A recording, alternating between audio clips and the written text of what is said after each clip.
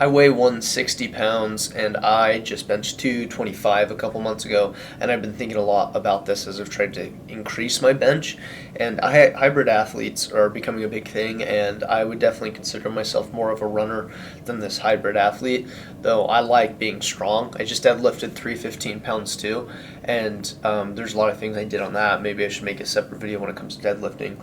Though I wanted to talk about bench pressing and just running in general, because I think you can do both if you're interested in that. Or maybe you decide to switch gears. And for me, I actually had to do that to bench 225. I just had to run a little bit less and make sure I was recovered and focused and prioritize the strength training. A lot of what I do is I run and then lift I run in the morning, lift in the evening or afternoon. And what I started doing was I would skip runs and then lift instead on those days, and then on the days I wasn't really looking for increasing my strength or getting the most out of my gym workout, I would run, or maybe not. I would alternate, right? And I would just not run and lift instead of run and lift when I was trying to focus on bench pressing.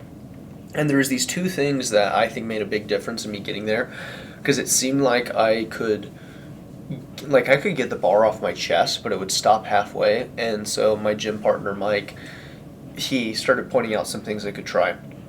And so there's two things I did besides the whole limiting my running thing. Was the first thing I did is I would do these pause reps where I'm trying to think about how to explain this, but let's say you can get the bench off. Well, that's where, and you stop halfway up. That's your weak point, because you can get the bench off your chest, right? Or maybe you can get it past the midpoint, but you just can't lock out, right? That would be your weak point. So you have to look at where do you fail. So probably need a spotter, unless you're a savage, and just push it off, bro. Just push it off. But if you find your weak point, that's good, because then what you can do is what I found is these pause reps, where because I would lose it halfway up, I would lower the weight and I would pause in that spot and do an explosive movement out or up if I'm benching. So find your weak point, and then what you can do in part of your routine is you pause rep in those moments where it's your weak point with less weight, and you do more of an explosive movement. So instead of going all the way down to bench, what I would do is I'd go to my halfway point, hold it, or you could probably go down, go up, hold it at your breakdown point, and then explode out.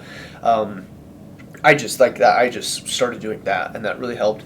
And then two, I realized my triceps were the weaker part. I could do quite a bit of weight, or I could do a lot of flies, and I know it's not the same movement, but I realized that my triceps wasn't engaging enough. My gym partner also pointed this out to me, is I wasn't, he was are you engaging your triceps? And I tried some reps, and I was no, I need to work on that.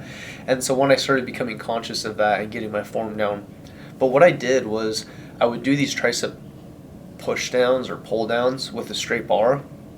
But the way I would do it was just different than I was used to, because I like the rope, right, or the cables, and you bring it down and pull it out, tricep extensions. What I would do is I would get a bar, a flat straight bar, and then I could probably show it. If I was on the cable, a lot of the times you bring your elbows in and you extend this way, but I kind of flared them out, and I would load it like a spring. So this was part of me having an issue with not having good form either. But instead of a lot of people move their shoulders a lot, or they kind of change their elbow position, what I would do is I would extend and keep it there, and then I would load it like a spring, try not to move my elbows as much. And the other part of this is I would get on top of it as if I was benching, but of course this time I'm on top of the bar opposed to under it. And so I started doing that, and I could load that a lot, and over a couple weeks I just increased that weight, made my triceps stronger because my form was better, but I was basically mimicking bench pressing, just in pushing down and engaging my triceps. And then when I benched 225, it's kind of stupid. I didn't even get a spot. I was on 3 hours of sleep. I was that not ideal at all. I had been traveling for work, and I just got back, didn't sleep very well, and I benched 225. So it wasn't even ideal circumstances, but those really, it's three things that I worked on was my form. But more of those tricep extensions and really focusing on engaging my triceps and getting that form down. And then these pause reps at my breakdown point with less weight, because then I was working on that weak spot. and those multiple weak spots.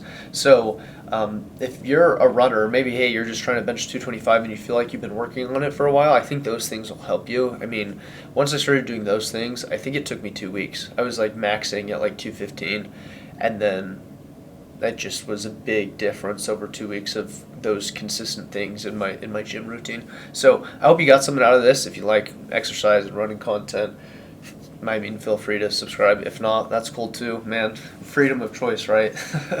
And either way, I hope you got something out of this video. I hope you benched 225 because that was obviously a cool milestone. It's always talked about online, so I hope you get there, and I hope I see you in another video sometime soon.